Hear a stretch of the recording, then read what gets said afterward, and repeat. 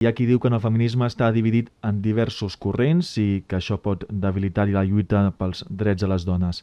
Creu vostè que és un problema real? El moviment feminista és un moviment que porta molts anys lluitant per garantir els drets de les dones. És cert que, evidentment, poden haver matisos que ens poden fer generar debat, perquè al final és cert que el debat enriqueix i, en qualsevol cas, i em refereixo a una de les frases que he dit al principi, tenim l'obligació d'entendre'ns, les feministes, perquè si nosaltres ens fragmentem, els que guanyen sempre seran els mateixos. La lluita feminista està ara mateix cohesionada, segons el seu punt de vista, senyora Ferrer?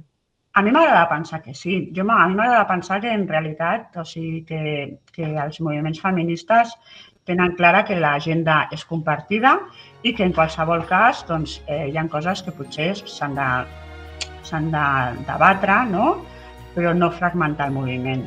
Són molts anys lluitant per tenir aquests drets com perquè ens els fer passos enrere.